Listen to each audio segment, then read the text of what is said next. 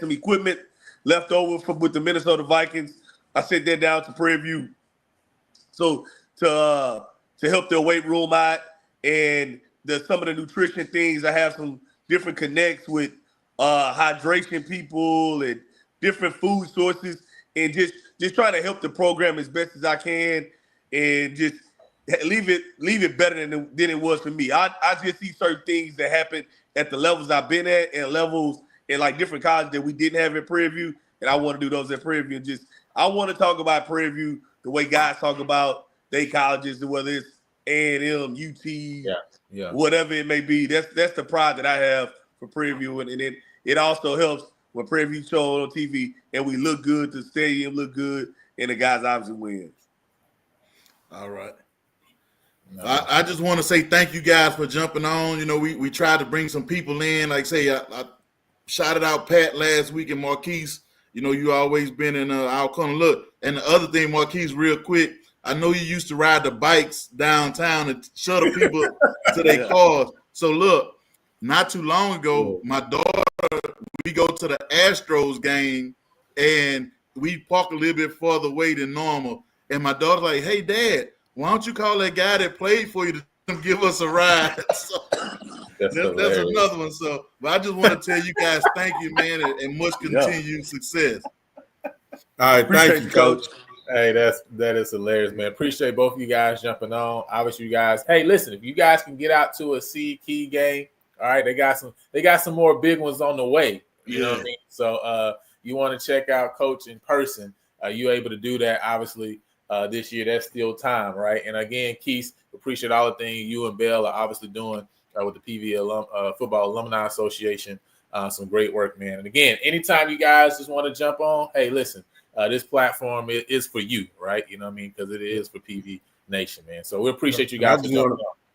I just wanted to say, you know, I know there's a lot of coaches out there that graduated from PV in Texas. So if y'all need anything, y'all get with any one of us, reach out to me, and I'm able to help as much as I can of in the educational field or anything. Just reach out to me.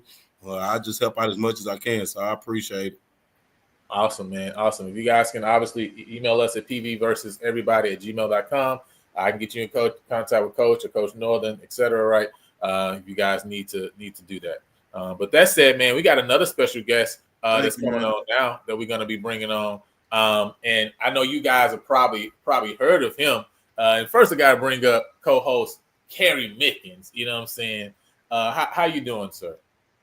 Doing good. I used the bye week to fix some bruises and ice bath.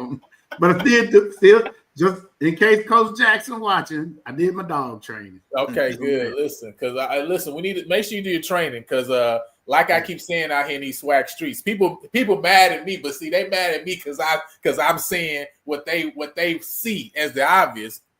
We out here praising these bad defenses, but I'm not gonna say that because Coach Northern right here. I don't want don't bring Coach Northern. I don't want him in the middle of my. They gonna clip this, and Coach Northern gonna be right in the middle and be like, "Man, I heard Coach Northern said that the defenses was bad." So I don't want him. I don't want him in my nonsense. So let me say that for later. But I got to bring up a special guest. You know what I mean? Because when we talk about, we talked about Marquise access, right? You know, that connection with Minnesota Vikings, and him being able to, really be a part of, helping to do some great things, obviously, for the football program because of, guess what, right? It's just proximity, connection. All of us can do it in different ways. But I'm happy that Mr. Mickens also has some special connection, Coach Northern. He got some special connections, too. And, it's good when you connected. You know what I'm saying? Not to just anybody regular, you know what I'm saying? Not to somebody who's, a parliamentarian. You're like, no. We got presidents around here. We got the presidents around here. So I just want to say, we got a special guest. See, they ain't know I was going to pull it out. See, we be having access to some stuff around here, okay? All right? We got access to stuff at PV versus everybody. And so we got to bring up El Presidente himself of the NAA, none other than Mr. Roosevelt. Oh, you're funny. Rosie. Hello, everyone. I'm glad to be here. I'm excited to be with my friend of, it may be over 30 years now, Kerry Mickens. Yep. a good story about Kerry. When I was a young engineer, I moved to Kansas City, and Kerry said, "Hey, come hang out with me." And he treated me well and showed me the life of Kansas City. So when we were there as like 20-year-olds, so he might have been 28, but I was. He's a little older, but he helped me to the game. So I'm always appreciative of Kerry Mickens for sure. Oh man, hey, listen, that's what's up. Appreciate it's always great to have good friendships, right? You know what I mean? Yep. Connections. And so obviously you guys have that. And so just wanted to show, you know what I mean? It's good, you know. I always say it's good to know people. I know people in high places who know people in high places who know people in low places. And I'm the person in the low place, okay? You know what I'm saying? And so it's good now that I know Kerry who knows somebody in a high place. So I feel connected now. That's all I'm trying to say. I feel connected now. But listen, we're bringing you on because man, we definitely want to have some just a couple questions for you. And I know sure. Coach, you can start us off because obviously you're the newly minted El Presidente, right? You know what I'm saying? Talk a little bit. Can you just share a little bit about that, right? What led you? What was the desire, right, to say, hey man, I think that I can do something for Prairie View, for the alumni in this role, in this position, right? What kind of led to even the desire to say, man, I want to take this post on and take on that responsibility? For sure. Prairie View has, had a tremendous impact on my life, right? And I wasn't going to go to Prairie View. I thought I was going to Southern Coach Northern. As you know, all my family, every part of my family is from Baton Rouge. If there's any listen out from Zachary, the Huggins are out there and they're deep, right? And so I had no thought of going to Prairie View. But when I did go to Prairie View, man, it changed my life. Found my wife here, have 2 daughters going to Prairie View. It's just my lifelong close friends. You see Kerry, but Kerry is one of probably 100 friends that I have that we're really close to. So, when this opportunity came up to serve, I had been treasurer before and of the Alumni Association. I've stepped back for a while, and the time was right to get involved. We need to go in a different direction than what had been going before. We need to get closer to the university because, it's challenging times right now. There's a lot of different types of attacks on HBCUs, and we have a phenomenal president. If we as alumni get behind her, as we as alumni get behind the football team, we can do anything. We could be anything that we want to be. We could have 10 championships in a row.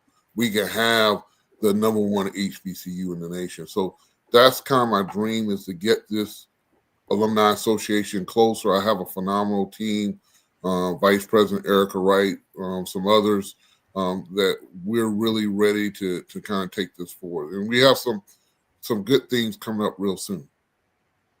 Awesome.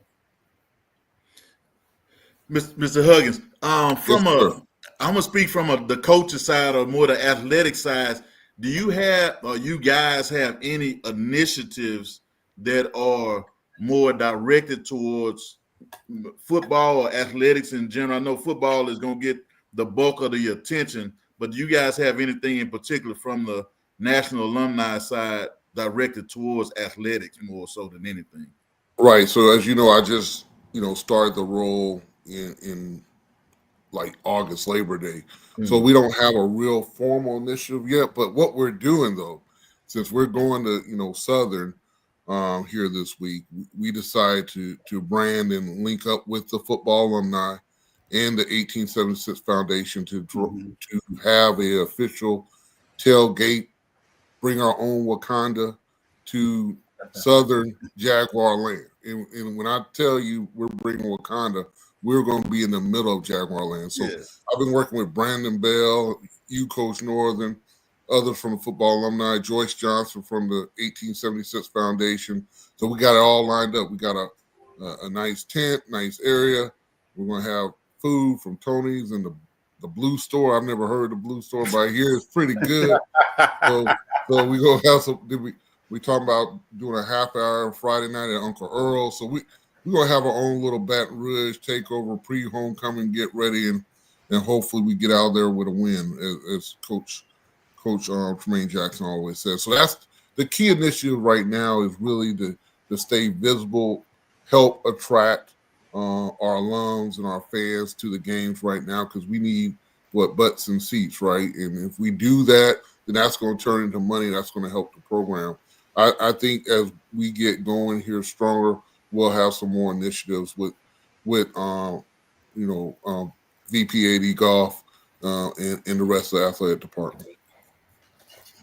Yeah, and So just to what- get the information. Oh, there it is. Yeah. Oh, you put it up. I was just getting ready to ask that. Yeah, The cutoff date is on Monday, so people have time to get their spot. We're taking all Panthers. If you want to be a Jaguar and join the Panther Nation for a day, you can join the tailgate too. I just I saw Coach double Northern. money. Double your money though if you coming from Jaguar Nation. Yeah, but Coach We have Northern, to charge a little more. we got you a plate. We'll make sure and get you. I saw your comment. I'll vouch for you. Appreciate it. Hey, one thing, you know, my wife is an engineer, I should say, but I noticed at one time it looked like all the kids, a lot of people from that, I say the Scotlandville, Baker, Zachary area tended to come to Prairie View if they didn't go to Southern. Was there something behind the scenes that were you guys getting maybe scholarships, out of state fee waivers that led a lot of people to come to Prairie View? I don't know, because I have seen a lot of folks come from Baton Rouge, Scotlandville, Zachary area to Prairie View. I think if you're not going to if you're from Baton Rouge and you're not going to go to Southern, I would think probably the best HBCU to go to outside of your hometown would be Prairie View. You think about it, we got a great engineering school, we got a great nursing school, our biology department is great, education is great. You can do all TC, and then athletics, all the facilities we have. So I really think it's that most students nowadays they don't want to go to school 5 miles from their house. They want to at least have a couple hours drive because they feel like they need their own independence. So I think that's probably the reason.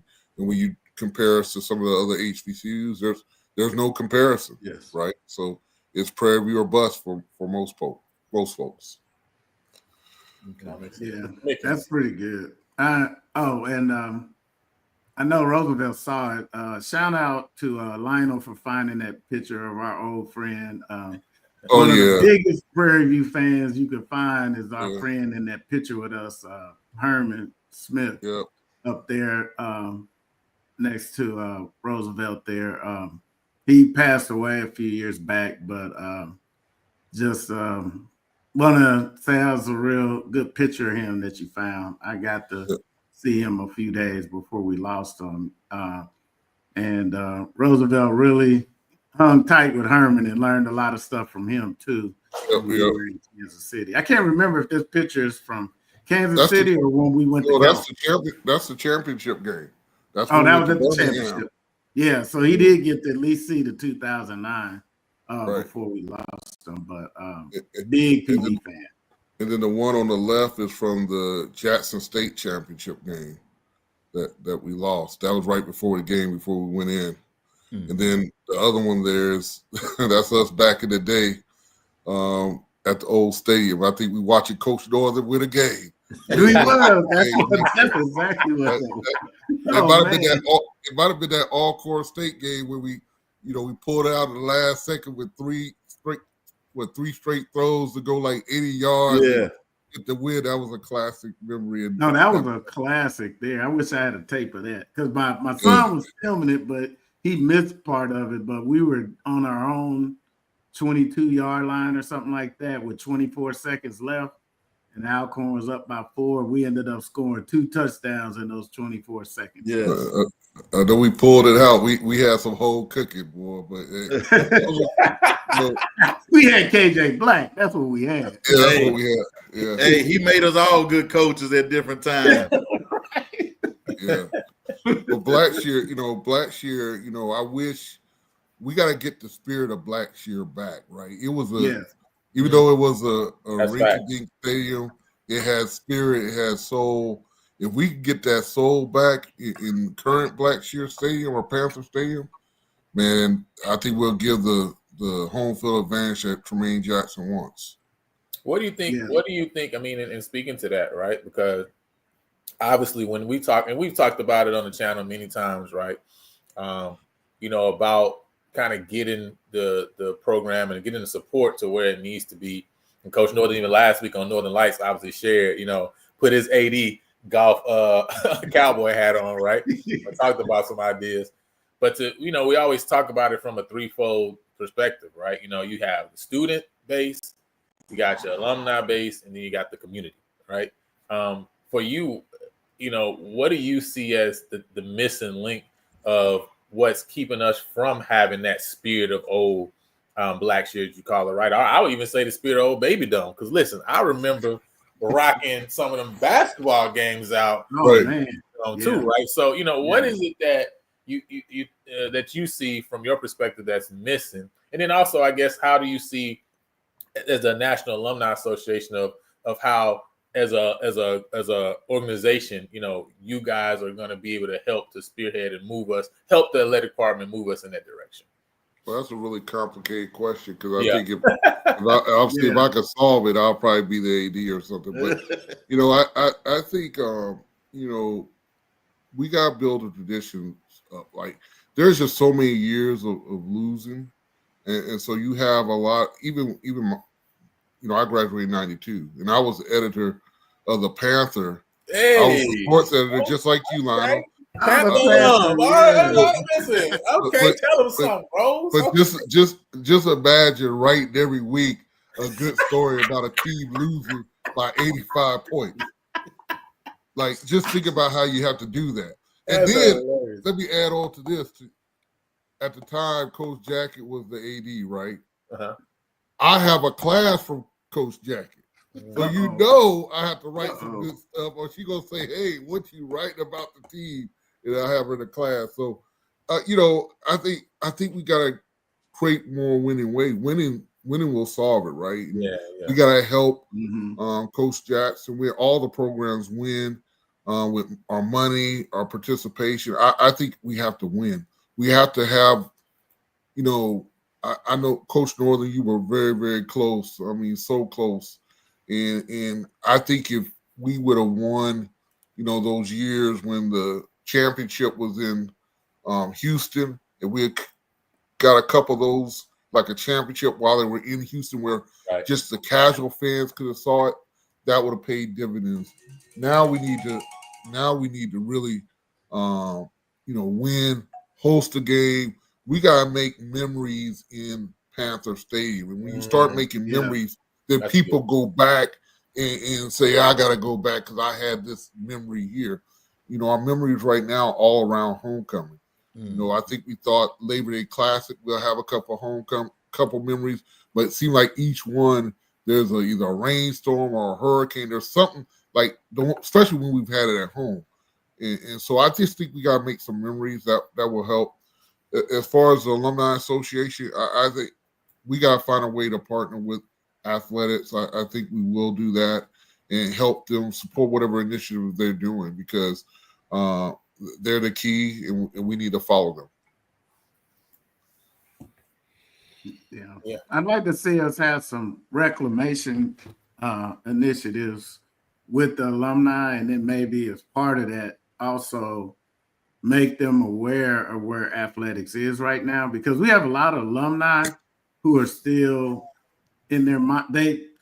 To be honest, until Lionel came along, you had to really be like me or Herman and really scrape the internet to find anything on Prairie View, because you're right. Just like, proof of this weekend, the Jackson State game is millions of YouTube channels saying how that's a classic, but the Labor Day Classic was a classic. I mean, we won the game with literally seconds left. Time on the clock. And, it was a walk-off touchdown, and nobody talked about our game. So if we could get, start getting more alums aware of where we're at in athletics, then they would pay attention to that too as you do your reclamation. I think that's a part of it. I mean, I think what Rose is sharing and what you say, I mean, that's really the reason I started the channel, is because I found myself looking at other places. Really, I'm there looking for the 5 seconds of what are they gonna say about Prairie View, right? To know, yeah, 5 seconds, right? You know, I listen to other stuff too, right? Because I'm a SWAC guy, right, in general. But I'm really wanting to know, like, hey, what's up with PV, right? You know what I mean? And so it's like you say, right? The more, you know, we have places where we can congregate among each other and know that, oh, there's other people that actually are following the team. There's other people that love the team as much as I love to follow the program. I think it's big. You know, one thing this year that really made me realize, like, man, we really have an opportunity to kind of go to a different level is I have one of my good friends who from UC, you know, University College. You know, I know I'm talking foreign to all y'all right now when I talk. Y'all don't know nothing about the UC University College. That was, you know, that's, you know what I mean? That's post 2000s, right? You know what I'm saying? But all my younger alums in the chat, right? You know, UC, right? Trey 6 is where I was at. But I had my guy, right? We came up during the same time. We got connected, right? He was an engineering student. Obviously, I was ag, but you know, he's a guy who, man, we've been connected. It's like you and Kerry, right? We've been connected since then, right? You know what I'm saying? Our little group that's built. And this year he called me and told me, like, hey man, I've been getting out to as many Prairie View games as possible, right? He went to the Rice game, he went to, you know, the Labor Day Classic, he went to the first 2 home games, right? He didn't get a chance to go State Fair, but he wanted to go to that. So he's like, hey, I'm you know, basically I'm trying to get out to as many games as possible, right? Support the team, watch the team. And I'm like, you know, this is a guy who loves sports, right? He goes to Texas games, he goes to Rockets games, right? And now he's made Prairie View a priority, right? And saying, hey, I want to support Prairie View too, right? You know what I mean? And so that to me just shows, like, man, the opportunity that's here in front of us is that we just have to put it out there, right? And show, like, hey, one, like, it's a good time, right? Hey, man, you just don't understand. We have a good time. Like, hey, the same way you got your groups that talk about the Rockets or talk about the Texans, hey man, we got our group that talk about Prairie View, right? You know what I'm saying? You got, you know, the good, bad, and ugly, like I call it, right? Because of course, you know, me and Bill always talk because he's always in football mode. It's like, hey, listen, next play, and I'm like, hey, I'm always in fan mode. I'm like, hey man, you gotta let them talk and say what they say. That's what fans do. I mean, you know, they talk crazy, okay? They love you and hate you at the same time, right? But together, we're great, right? So, but I just think we just got to put it out there and show people that we're here, that we're available, right? And I think there's a lot more people that I think will show that, hey, man, there's a lot of people that's following the team that don't even know there's watch parties, right? Mm-hmm. In Atlanta or in Dallas or even here in Houston, right? There's a lot of people out there that actually like, man, actually, I've been following the program for a minute. I didn't even know this was available. I didn't even know this was here. So that's why we got to keep putting it out. That's why what we're doing, what NAA, right? What the Football Alumni Association, right, 1876 Foundation doing for Southern game is huge, right? And I think earlier they said, 45 signees already. So we're probably over 50 now. But you know what I'm saying? That's huge. And that's we're only talking about who's paying to be at the tailgate, right? We're not talking about all of the who's in Louisiana who's going to come to the game. We're not talking about what SGA is already doing and saying, hey, we're going to pay for students for $65 for you got a bus, where you got hotel and breakfast for students to come to the game that they're doing. And so if we collectively do these things, man, and show up, and of course, BTA Classic, of course, Coach Northern, I'm sorry, close your ears right now. Of course, you know, Coach Northern can't be part of this. And on the field, we do our job too, all right, you know what I mean? And then they look up and say, dang, it's like 1,000 Prairie View people here. That stuff is what changed the narrative, right? You know what I'm saying? And what continues to build. But I'm out my soapbox now, so, you know what I mean?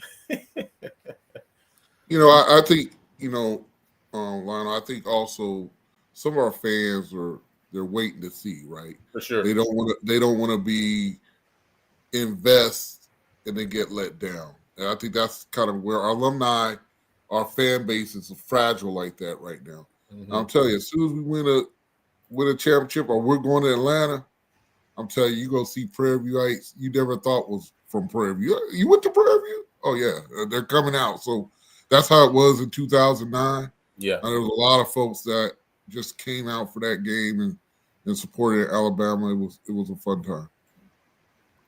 That's what people say. Yeah, UC for Trey. Okay, you know what I'm saying? So, but yeah, man, I think that's big. And Isaiah says, are there any plans to establish NAA Chapter 2 in Louisiana? Is there any plans to start a National Alumni Association chapter in Louisiana? Is that what he said? I guess that's what the question is. Yeah. I think we're definitely open to expansion of adding more chapters. I do know a few alums in Baton Rouge. It'll probably be more of a regional type chapter, but some of them are coming to the tailgate on Saturday. So I'm hoping that will be a catalyst to kind of foster that conversation. And then, do y'all know of any charter buses? I'm not sure of any, but only bus I know is the student bus. It's a student specific bus that's going, but I'm not sure if any organizations has any charter buses. I'm not aware of any, but I think one of the things we're going to look at next year is before the season starts, see if there wants to be like a traveling Panther group. Mm-hmm. And if there is, then we have the ways to get a bus going. What's happening is that someone has to put out the money for the bus. If it doesn't fill up, you basically take a loss. So that's the big issue. But we could get a traveling Panther group. I know, shout out to Donna G. I think she had tried to start one a long time ago. So maybe that's someone we need to talk back with again and say, hey, is there a way to start that up again and see if we could do it? Because I think, I don't know, next year, where will we go? Probably to Alabama State or maybe FAMU comes back on the list. I'm not sure who our away games will be far away. It'll be flipped to this year's schedule. Basically, this year was the first year for this specific schedule. But yeah, I mean, I think that's, I just love the initiatives right now, what's going on. And again, right, I think the grassroots movement, is what really is going, it's going to really make things stick, because that's what we want at the end of the day, is for it to stick. We got people that travel to basically every game, right? But I think we just got to build on that momentum, right? And even choosing, like we're doing now, right? Choosing to say, hey, this specific game at Southern, we're going to make this the game this year that we all going to pop out for. And we just build on that. Next year, hey, like, okay, we got Baylor, like Isaiah said, right? Next year, we're going to all pop out at Waco, right? And we're going to go to that, we just keep building on that momentum. The next thing you know, right? Because we got the alum. It's just creating the environment. It's creating the atmosphere that people say, man, I don't want to miss that next time. But you got to start it, right? That's the only thing. The thing about any movement is it got to start, right? And it starts, and we really can't look at the numbers. I mean, listen, the Bible talks about it, man. Hey, listen, if you don't know, it is what it is, right? The word says, do not despise small beginnings for a reason, right? That's what the word say. So small beginnings, if it's just 5 in that group, if it's 15, or we talk about 50 now. My thing that I always hate is there's literally somebody who can come on right now and say, oh, y'all only got 50 at y'all tailgate. Our tailgate at this school or such and such school got this. First of all, we don't care. You know what I'm saying? We don't care, right? But we can't let that be the deterioration, right, of saying as if 50 is a small thing, right? Nah, that's 50 people, black people that pay. Because listen, black people tell you they come paid ahead of time. Don't pay for nothing. Okay, all right. So that's how, right? And we just got to keep building on it, right? You know what I mean? So can I mention 2 more initiatives? Yeah, go ahead, Rose. So one more, the Atlanta chapter or the Southeast region under the direction of Dwayne Martin. I don't know if he's on, but they're hosting a tailgate at the Alabama A&M game. So look out for some flyers on that. And then the one thing that I'm really excited about, this is non-athletics, but I guess you can ask athletic questions at the event. We're having a University State of the Union on Friday of homecoming week, 11 o'clock. I like that. At the Beckton University Hall, which is in the administration building. There'll be information coming out this week. It's definitely on the homecoming calendar if you look at that on the pvamu.edu website. But the key thing is we'll have 3 people speaking, myself, Dr. Danetta Goodall of the PV Foundation, and then the president herself, President Dr. Tamikia LeGrand will be speaking. And we're going to be talking about all things Prairie View. And we want all the leaders of the alumni. We want all the rabid participants of the alumni to be there and just to hear what is going on.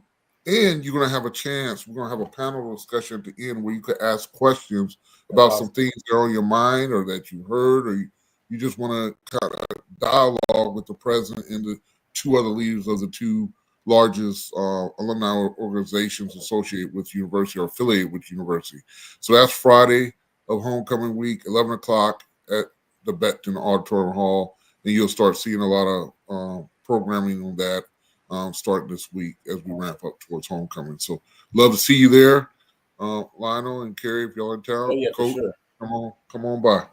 Sure, man. Hey, Mr. Rose, man, we appreciate you. Appreciate you guys.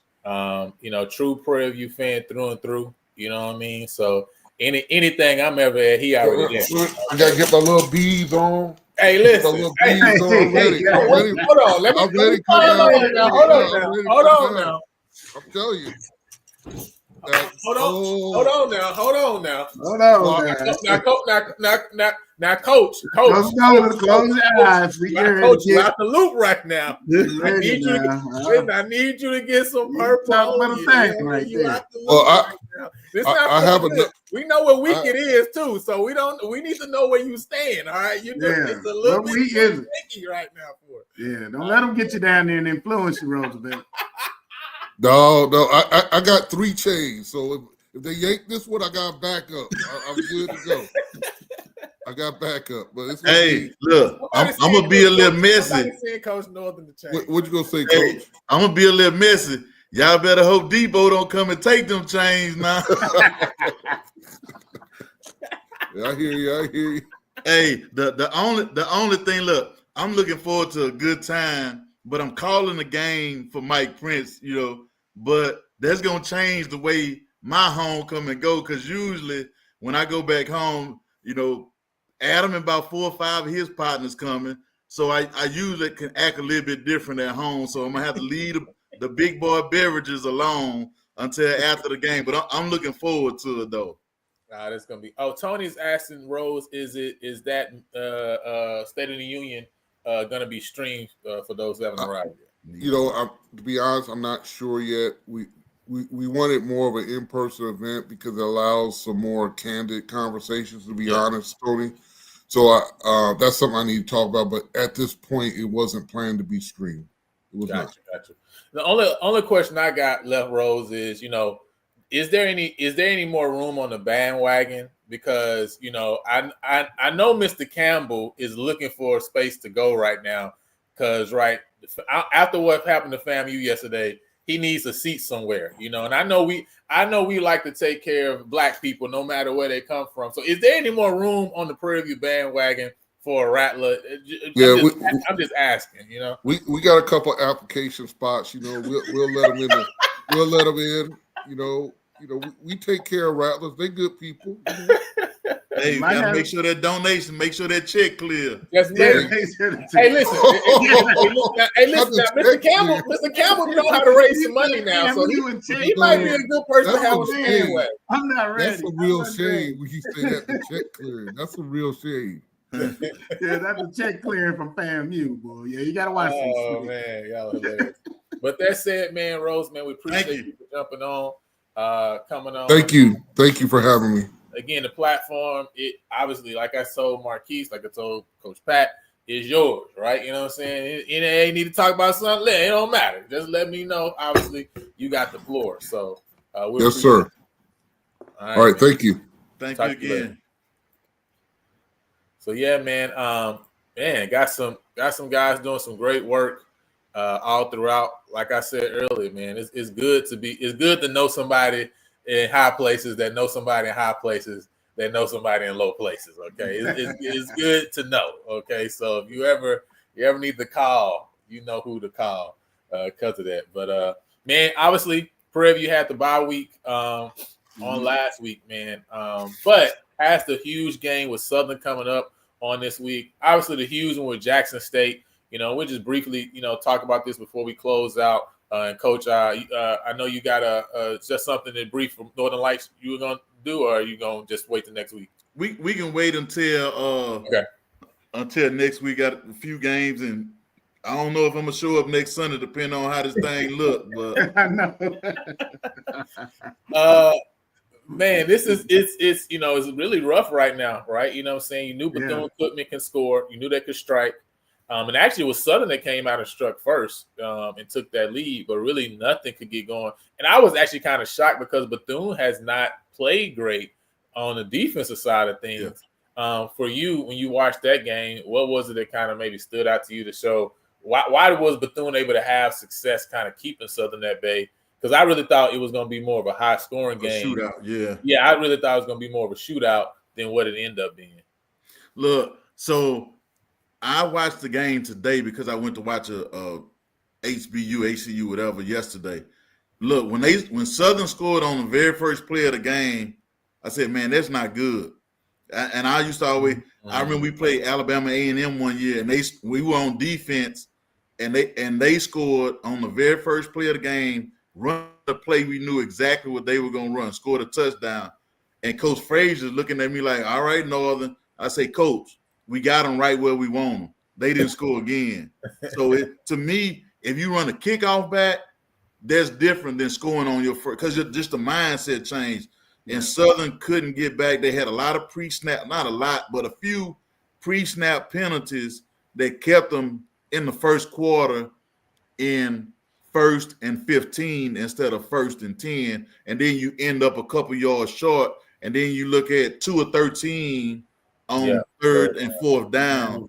That didn't bode well for the Jaguars. So we'll have to check and see if, like I say, if they can rebound. But that was the story. And then Bethune had about 500 yards of offense, and I think they were close to maybe 9 of 15 or 9 of 16 on 3rd and 4th down. So when you can be above 50%, and I think they had maybe 40 minutes in time of possession. Yes. Man, it's hard to win a game when you don't have the ball. And then I really like but that was my first time seeing Bethune's offense.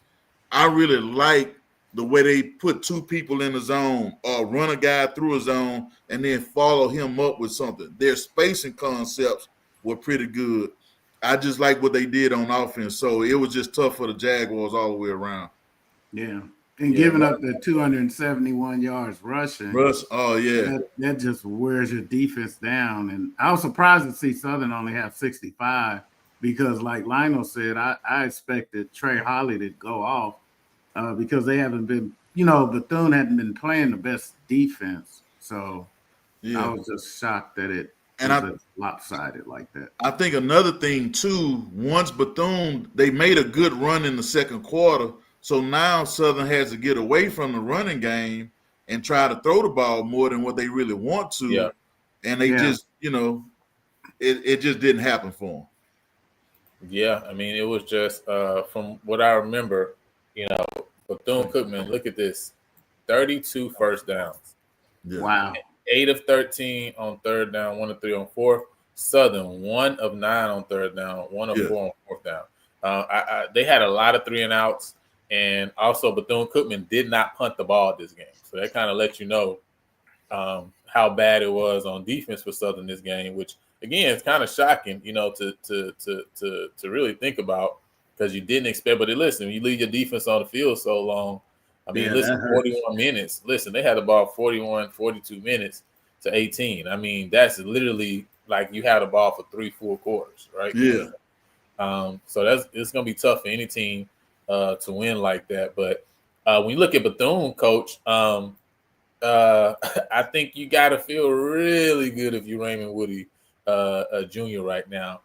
Coming into your 3rd year, a lot of people at the beginning of the year talking like, hey, don't need to extend him, etc. And now you're able to start out SWAC play 2-1, and actually you're able to put up a lot of points against Alabama State. Feeling like, man, if you could have figured it out on defense here or there, you had a chance to possibly win that game. And when you look at their schedule, Coach, I just want to show you the schedule because there is a possibility that Bethune-Cookman could play Jackson State with a chance to win the SWAC East. Okay, I know that sounds kind of crazy right now, but they have Arkansas Pine Bluff, who I think you would say is a winnable game. They have Valley, which I think, even though they've been playing a lot better, second half got away from them right against Alabama A&M, but that's a winnable game for Bethune. They got Grambling, which, again, I think you would say is a winnable game right now when you look at those teams. And then you got Jackson State, right, in Mississippi, right? It is a possibility that Bethune could possibly, right? There is a possibility Bethune could be 5-1 in the SWAC going into that Jackson State game. I think that's a perfect example of sometimes being patient paying off. You know, and I was talking to one of our former players the other day. Coach Henry Frazier don't happen at Prairie View anytime past 2015 if you go back to the first 2 years. Right. Go look back at the first 4 years and then what happened from years 4 until he left. Sometimes patience can pay off. But like I say, this microwave society, we're not trying to hear that. But I'm glad for Coach, and I really do hope that they can make a run and put some pressure on Jackson, and then end up with a fam and almost end up with a 3-way tie. Depends on how everything goes with Alabama State. So that's one of the things I just like the end of the season meaning something, or a game that say a 2-win team playing against somebody else and you put the pressure on them when it's all said and done. I like that kind of stuff. I like it too. Listen, it's gonna be interesting, Mr. Carey. What were your thoughts just from this past weekend in general, Southern game with Bethune, but also just the other games, obviously the big one, Alabama State and Jackson as well?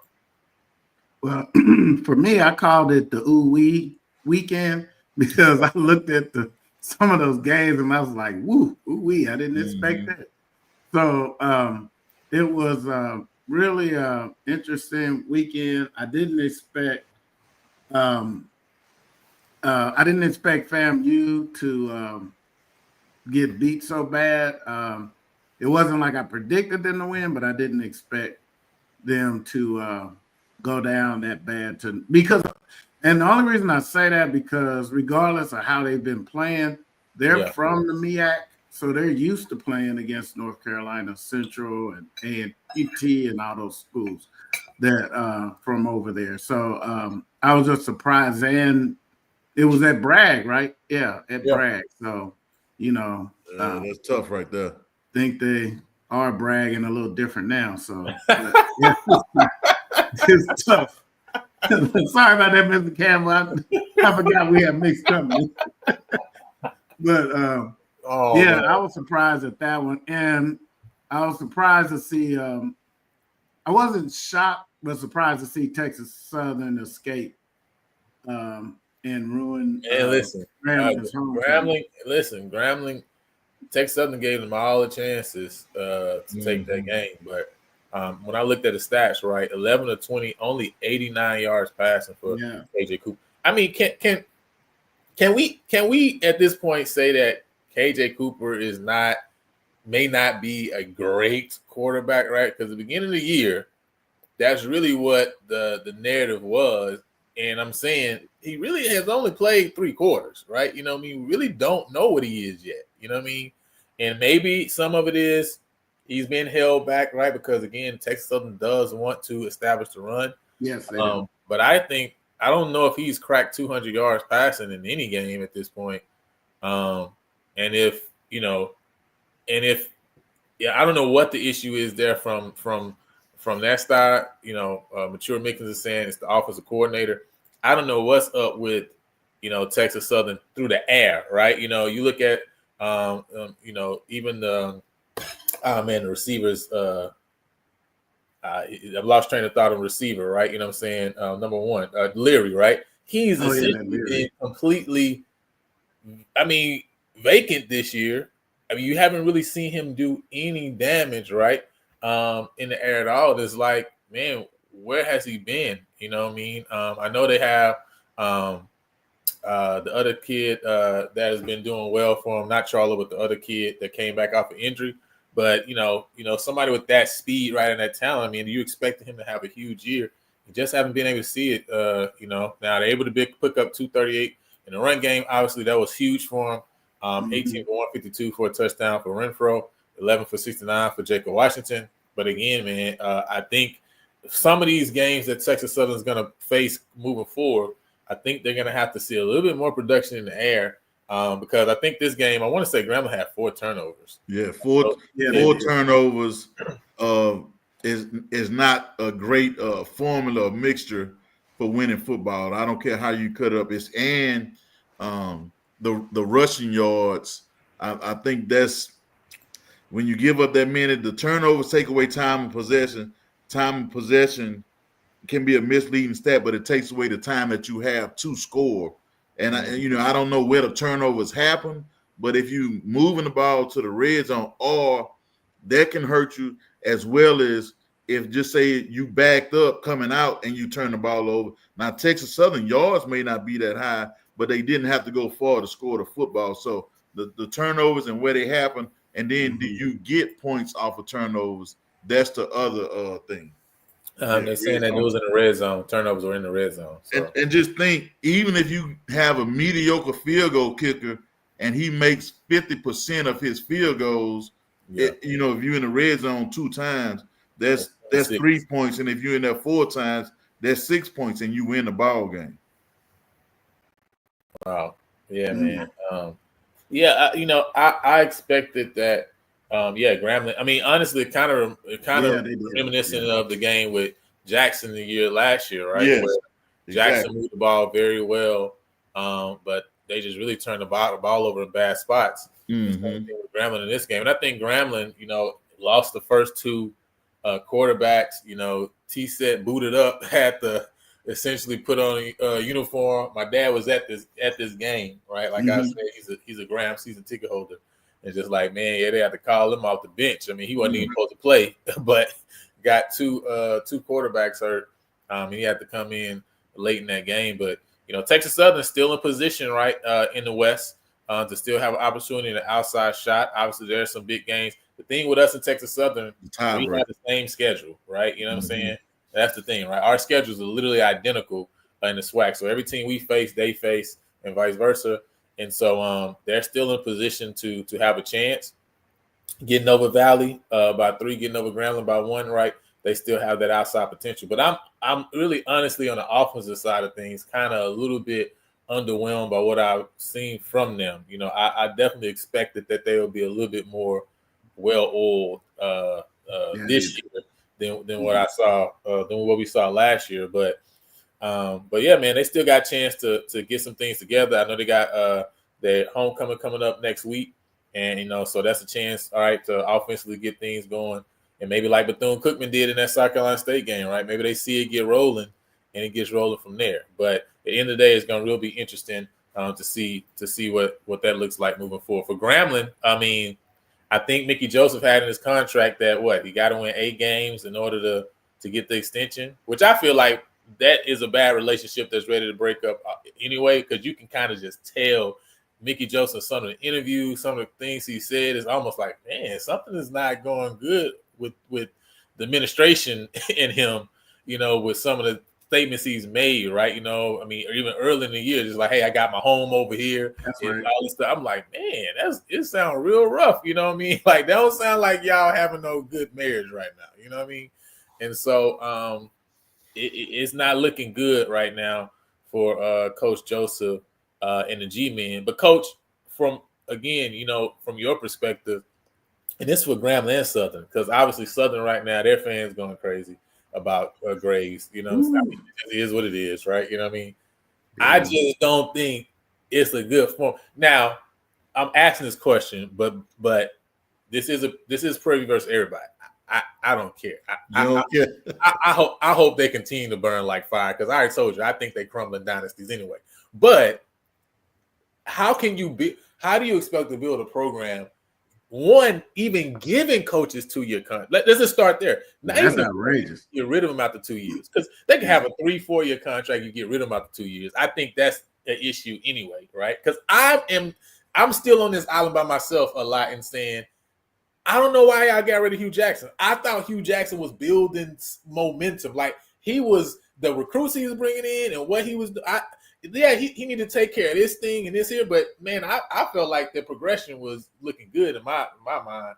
I think they got rid of him too quick.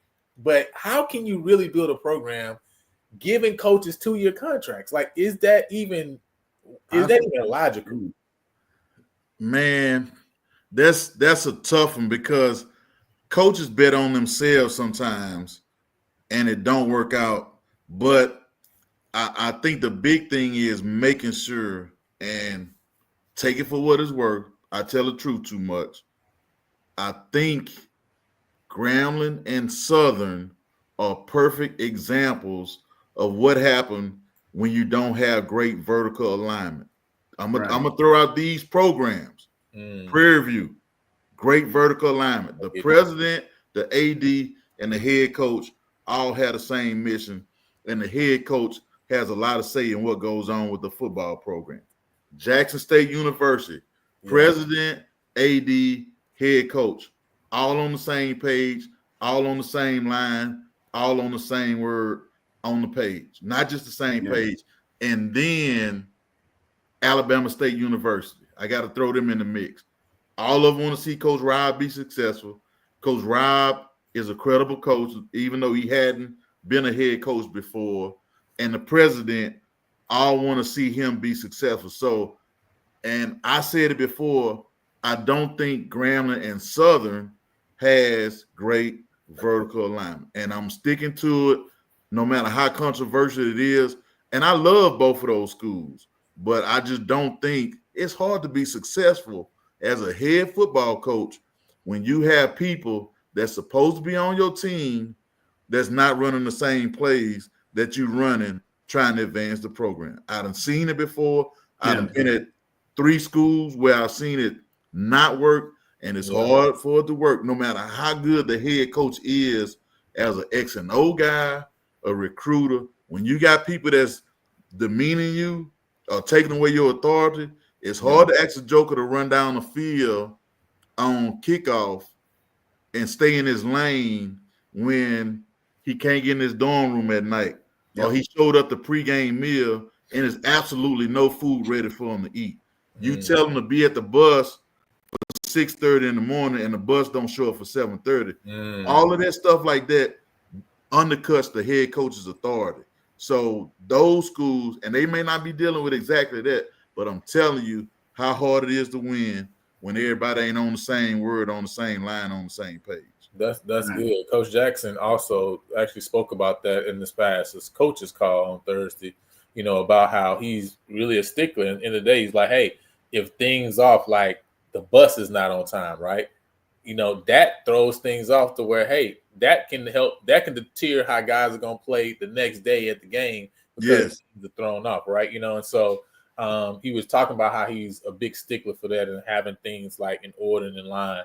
And so, when you talk about these things, we don't understand. Those are the things behind the veil of the program that we don't see on the field, but that affect what happens on the field. And Mr. Mickens, before I get you in here, I do want to say that the opinions of Coach Northern do not align with Prairie View versus everybody. Ain't no love of Grambling and Southern over here, okay? Listen, ain't no love, okay? I didn't love it. I didn't even love this. That is go. Listen, you live by Grambling. You was over by Grambling. We got to stick together as a people. If we talk about academics, if we talking about what these institutions do for research communities, right? You know what I'm saying? If we talk about the money that we need to be getting from the state governments, right?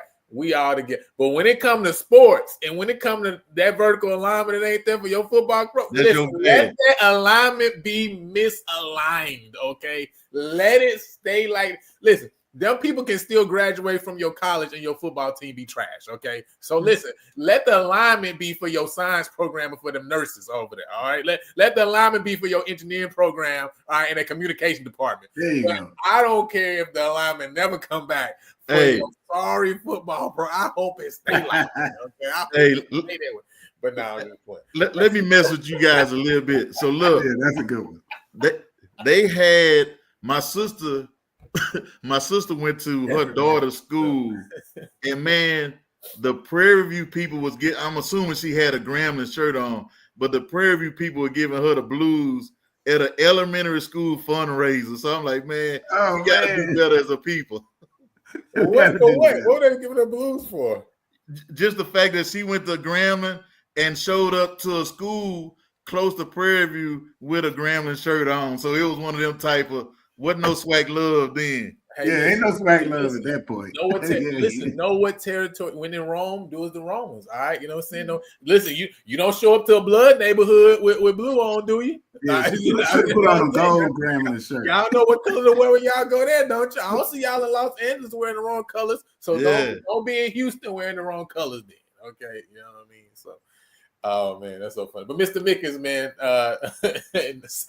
in all seriousness, right, man, what's your thoughts on this? Because I do think, as Coach Northern rightly put it, that alignment when it's off, and I would mention Alabama A&M as another school I think that has good alignment as well. I think they do too. So even though this is just the first year for Coach Shade, obviously, but I think that alignment obviously is great between their president, their AD, their head coach too as well, and head coaches with their programs. But Mr. Mickens, what's your thoughts on this as well? I think Coach Northern summed it up, and the one part he left off though is after all that misalignment, the only face the public knows is the coach. So they're like, man, that's sorry, coach. He ain't good for nothing. But like he said, they don't know that the buses showed up late or the players didn't get to eat. They don't even know that part, that they don't give them a chance to practice at all in the summer. They get, and other schools get to practice in the summer. So, you could put your coaches at a disadvantage really bad behind the scenes, and nobody sees your face. So, and it could not even be the AD. Sometimes it's the people in between those layers of alignment that cannot get things done. So when the AD trots his face out there, everybody's saying the AD is sorry. So it's tough when you have the faceless people kind of pull you backwards. So that's a good point. Really, that's the important part is accountability for them as well. Mm-hmm. It makes a lot of sense. And before we head and just talk a little bit about this upcoming week games, and get up out of here, Mr. Malone, mentions this, and I definitely wanted to make mention of it. Right. Listen, the Lady Panthers volleyball team 6-0 right now in SWAC play. Coach Dottie has the girls playing very well, man, and they continue to blaze through the SWAC right now. So it's going to be interesting to see as they continue the rest of the season, kind of get themselves ready for a SWAC tournament play. You got a couple great teams there at the top, man, that I think has really got a chance to win it this year. We got a lot of girls back from last year's team as well, even though Coach Lindsay left, I think only one transfer out. And so a lot of those girls that was on the team last year that had a great run throughout the regular season, I think finished second in regular season standings, they're back, right? And they're hungry to kind of get the job done and finish what they started over the last 2 years. So shouts out to the Lady Panthers. Shouts out to Coach Andati and what she's got going over there as well. But with that said, man, just looking at what's coming up this week, we got Grambling going to Arkansas Pine Bluff. We got Lincoln going to Valley. And I heard that Lincoln only had 34 players, Coach. They said at Alcorn on yesterday. That's how many they brought. 34 players, which is just, that's mind-boggling. I text my man G over there, the Alcorn #1 guy, to see what the numbers looking like. And he hadn't hit me back yet, but I know the numbers are getting low. So I don't know how in the world they doing it, because they just went to Alcorn. Now they going to Valley. And then 2 weeks they'll be on the hill. So I don't know. You just got to tip your cap to those guys and hope they make it through. Yeah, listen, I just hope they make it in 2 weeks. After that, they can shut their season down. I'm just being honest. I'm just being honest. Okay, listen. They don't got to play no more after 2 weeks from now. That they ain't got nothing to do with me, right? You know what I mean? Just make sure you show up for homecoming. That's all I'm saying. Show up for PVAC. You know what I mean? Obviously, got the big one, Prairie View versus Southern next week. Virginia Lynchburg going to Texas Southern. And then we got Alcorn State going to FAMU for their homecoming too, by the way. And I think that one's going to be big because both of these teams, right, have not yet won a SWAC conference game. And so this is a chance for both of these teams to actually get out the SWAC snide. Both two teams that actually are struggling on offense, Coach. And so I think this is actually going to be a really, really good game, a really good defensive battle. It's really going to, see who has a chance, right, to make a play here or there to get them over the hump. But when you look at kind of this next week's slate, what stands out for you and kind of what game are you looking forward to? I just think the Alcorn fam game is going to sort of show sort of who cares. And I would tell guys who cares about their coach and who cares about what product they putting on the field. The other one obviously is Southern's homecoming. Like I say, I would be going even if it wasn't Prairie View. But I'm looking forward to that one. Like I say, just seeing people I hadn't seen in a while, as well as seeing what the guys in blue and gold gonna do. Are they gonna tuck tail? Or are they gonna be dog day? That's on the front of my shirt. My shirt don't say Southern. Some of them that I have, it says dog day, and it's about a mentality. But if Prairie View come through there with that running game, they got the doggone dog day might turn into some mutts if them jokers ain't ready to come up there and make some tackles. So I'm looking forward to it. I think it's a very early start, so it'll be I think it's gonna be a good. Right? I thought it was 2 or 4. 2 o'clock. Okay, so it says 2. So like I say, I'll be looking forward to that one and sort of seeing how everything goes. Like I say, I pull for both schools, but I really want to see Southern, and particularly Southern's defense. Play better than they have been playing. Yeah, and this one's gonna be on HBCU Go, so you'll be able to check it out on HBCU Go. And yeah, like I said, I was kind of shocked that the Bethune-Cookman game got out of hand as much as it did. Yes. I thought Southern defense would be able to keep them a little bit more at bay than what we've seen. But again, maybe Bethune just isn't that explosive, right? You know what I'm saying? It's 3-4 games in now at this point, right? That we've seen that. So at some point you got to say, hey, this is what this team is.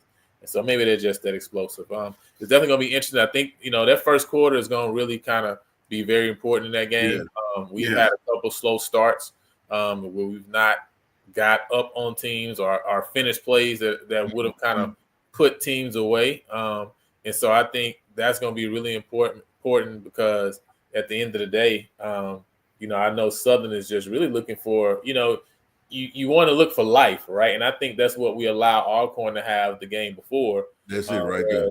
Yeah, we also had chances to kind of create some separation in that game. But again, you give a team life, you give them a chance to kind of get their footing. And the next thing you know, you only need, it's like a boxer letting the guy stay around. They only need one punch now. Yes. And so, I'm really interested to see how Prairie View comes out in this game after a bye week. I really want to see what the offense looks like after a bye week.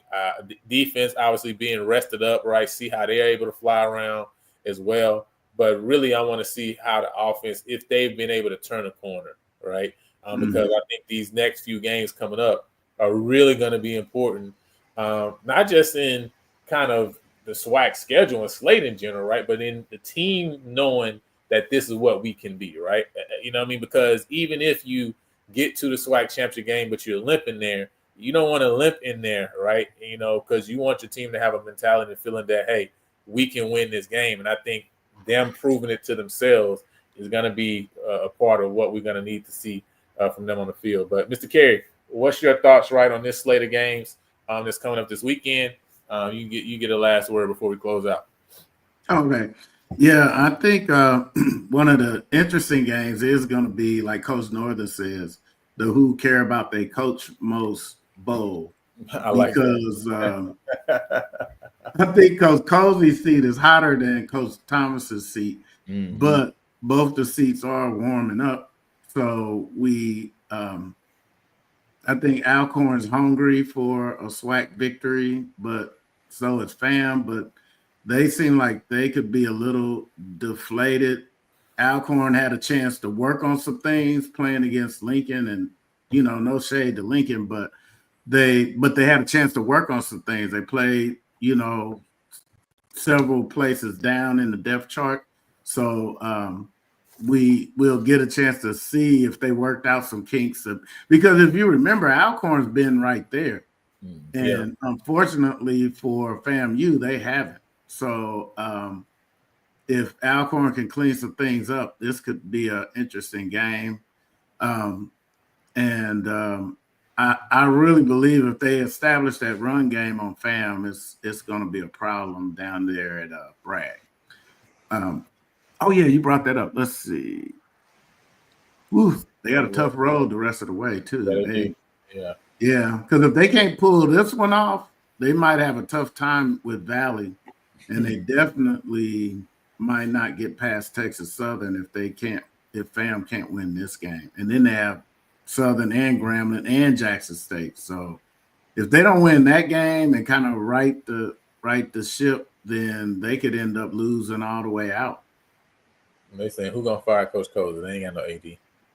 The assistant AD just I didn't even think about that part. Yeah, that's right. Went to A&M, Alabama A&M. So yeah. So, but man, but the PV game at Southern's homecoming, that's going to be an interesting game because PV's run defense has been pretty good, and they're playing against Holly, who's known to break at least one a game. And he's going to get at least one run over 30 yards.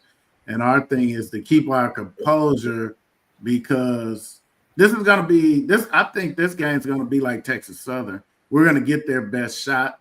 They're going to make catches they haven't made all year. The offensive line is going to buckle up and try to open some holes they haven't opened before for Holly. And they'll probably – I don't know which quarterback, they switch them around a lot, but you know, the quarterback is going to connect on some throws we haven't seen, and you know, and the refs will have on their blue and gold stripes because you know how it is in Baton Rouge. Hilarious. And we can't forget the 12th man, the almighty Chicken Foot. So the Chicken Foot will be there too. So we just got to establish ourselves early, and once you are able to quiet the crowd and get the Chicken Foot out the game, then we might be. See, I can't look at your sister. She always throw me off. Don't forget. She know about it. Yeah, man. Listen, it's gonna be interesting. And Coach, I asked this before we close, because you know we talked about at the coaches show. With Coach Jackson about the offense kind of struggles. You know, he talked about how he was in the meeting room with them this past week. See kind of why we stalling out, things of that nature. For me, when I look, overall, I like what they've done. I think we moved the ball well. I think we have got stagnant at times, but I feel like plays were there. And for Coach Jackson, I think he felt the same way. Just like, hey, we just got to catch the ball, right? You know what I mean? Like we had some big plays there. We just dropped them. I feel like that the team may not be taking enough shots throughout the game to kind of make teams kind of be weary of them over top, which then kind of allows them to kind of just suppress the field, right? Because if you know that, hey, we're only in the passing game, especially, right, only looking for the intermediate routes, and I don't know if it's because maybe you just don't trust guys to make certain throws or whatever it may be. But I feel like that, to me, is the one thing that, if it was there, could probably make this offense kind of a little bit smoother than what we've seen, because essentially at the end of the day, it's hard to go 75 yards on anybody. 10 plays, 75 yards, 4 or 5 times a game. I mean, you know, nobody really does that consistently, right? It's a big shot here, or a big run here. That's how teams kind of start running out on you. And so if you got a team that's only kind of 5 yards, 6 yards, 3 yards, 7 yards, nobody really is going to be able to do that so consistently. And I think that from a defensive standpoint, that's what we look to do, right?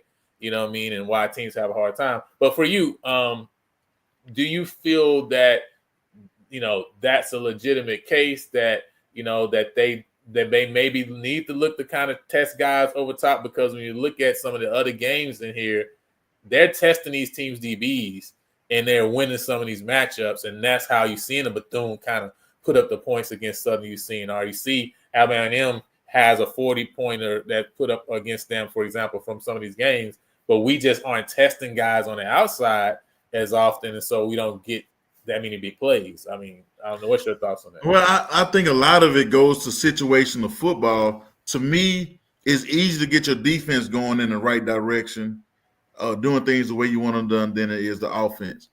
You had a 2-quarterback system. I think it has to be situational shots. We can't just say throw the ball deep. Sometimes the best time to throw the ball deep is 2nd and 1 or 2 or 3rd and 1. But then, and I know I'll say most coaches don't care if it's a certain situation, if it's 3rd and 1 and you throw the ball, oh man, we've been running the ball, you know, all that kind of stuff. But I think it has to be situational. and then I think it has to be some physical mismatches that are involved. And I can say this one game, I think it was the Rice game. It may have been another game where I just so happened to be calling the game in the booth, and I could hear some of the play calls, and I can also hear the offensive coordinator saying where the guys should be looking. And in my opinion, what he was saying was not happening because they may have had trips and the cornerback to the weak side is 8 to 10 yards off, and he might say we should be going to X or whatever they call them, and the ball don't go there. Or they call full verts and the guy running down the seam is wide open, and that's where so sometimes it may be a disconnect that's going on. The other thing is so many things can go wrong on a deep ball. You get sacked, interception, forced fumble. So there's a lot of stuff like that coach may be saying that running game looked pretty good, and it ain't nothing wrong with winning with your running game. Right. So you may not want to put the ball in harm's way, but like I said, sometimes we want to be entertained as fans, and for all those people that say we need to diversify the playbook or we running the same play. If you watch the same team play every week, you should know what your team is doing. So there's nothing wrong with knowing. It goes back to execution. So I get off my coaching high horse and but that's just some of my thoughts. No, it makes sense. I just wanted to get your perspective there. And I mean, it's the same thing, right? When you think of other sports, right? Obviously, basketball is like my first love, my first sport, right? Really, we run the same plays too, right? But there's just actions off of them same plays, right? Our guys get wise, and when the team finally actually learns the play, then you can actually learn what you can do off the play too, right? But I just need you. I need you to learn the first action, right? You know what I'm saying? Like, I need you to just first action, right? I'm dealing with this with these kids right now.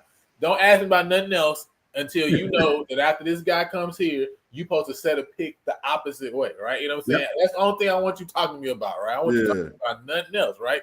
So we're gonna run this play, but now once you kind of it's like muscle memory, then now we can kind of do some other things, right?